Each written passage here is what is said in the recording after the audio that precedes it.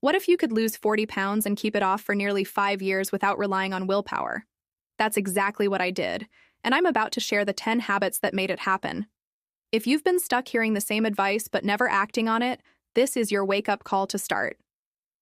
Want to know which of these you're already doing and which could change your life? Stick with me. These aren't just tips. They're the keys to a sustainable transformation. First things first. All weight loss boils down to a calorie deficit. You've got to burn more than you eat. The habits I'm sharing make that easier, either by cutting calories or boosting what you burn, all while keeping you consistent. No more yo-yoing between strict 1,500-calorie weeks and 5,000-calorie binge days. This is about building a lifestyle that lasts. Here's the secret. Habits are just tiny actions your brain automates over time. Once they're locked in, you don't need motivation, they just happen. To get there, they've got to be easy, satisfying, obvious, and attractive, straight from James Clear, the habit expert. Check out his book Atomic Habits if you haven't already.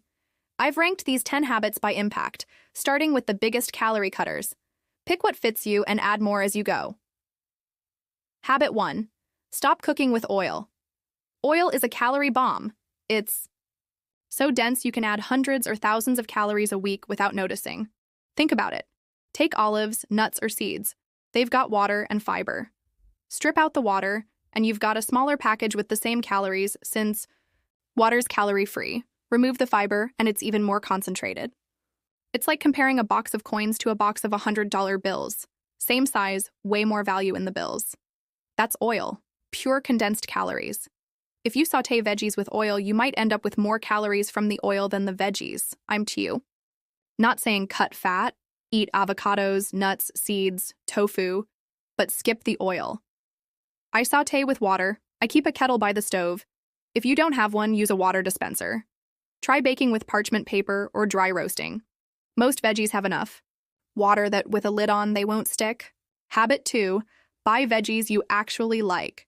Pick non-starchy veggies, think broccoli, snap peas, baby carrots, that you can have as a side or snack every day. The mistake I see is people buying eggplant, leeks, asparagus, then not knowing what to do with them. They rot in the fridge. Find one veggie you love that's easy to prep. For me, it's broccoli. I steam it and pair it with almost anything. When I traveled in the US, I'd pack baby carrots, snap peas, and cherry tomatoes in a container to munch on. This cuts decision fatigue and gets you to autopilot. Habit 3. Load your recipes with veggies. This is different from a side veggie. Here, you're changing how you cook. Every time you make something, a creamy pasta, a risotto, whatever, add half non-starchy veggies. It drops the calories without leaving you hungry, since you're adding bulk. I do this even with takeout. Last week, I got pad thai and mixed in steamed broccoli. I ate more food, but fewer calories. It's a safety net. If you're used to tons of veggies, you're never fully off your plan. You're always heading the right way. Habit 4. Prep a core starch. Choose a whole food like potatoes, rice, beans, or quinoa, something to be the calorie base of your meals, and set up a prep system.